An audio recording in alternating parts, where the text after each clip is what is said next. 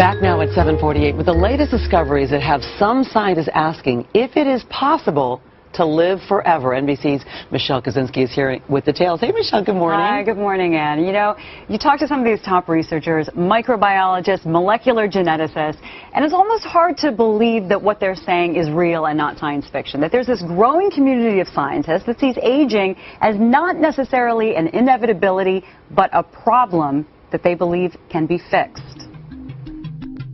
In science labs around the world, right now, the race is heating up to reverse human aging. You heard right, not slow it down or fix it up, but turn it around by things like regenerating tissues and organs, using stem cells, computers.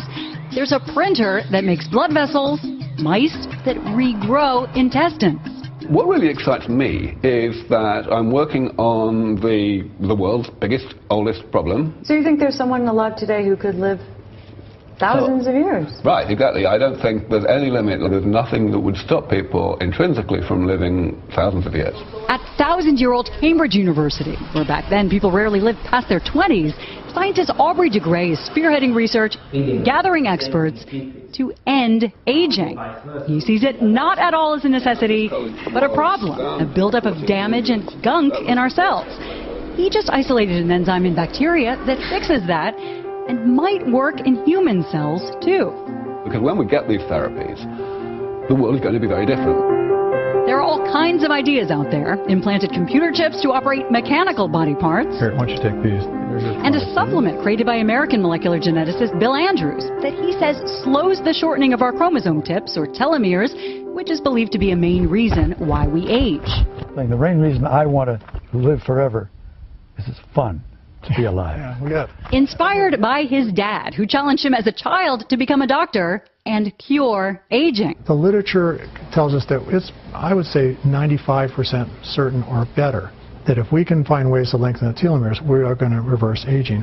There are some doubters, but those on the front lines believe real breakthroughs in lifespan are possible soon. Sonia Arison wrote a book on how society will change when we start living to 100 or 200,000. If you know you have 1,000 years to live, you might eat even more potato chips on the couch. You might. The idea of having a longer health span actually gives you more opportunity to try new things and be more adventurous. These scientists are pushing their mortal minds to the limit. Will you hurry up? I promised that I would reach 150. To, as they put it, cure aging or die trying. And it's not just about extending lifespan, it's about extending health. And it's funny to hear them talk about this as if it was a car, that if you keep replacing the parts, theoretically, it could last forever. But you know, this research is in the very early stages. There's not a lot of funding, and no human has ever lived past 125. 125 is pretty good, but boy, wouldn't it be something If you're now to live healthy. further? What would we do with our time? What's your definition of soon here, that they're going to come up with this stuff? Is this going to help me? 20 years? Wow, 10 could years? help you. They're It's serious. right on the hairy Yeah, edge there. you're gonna live forever as a 70-year-old. How about that? Thanks, Michelle. Not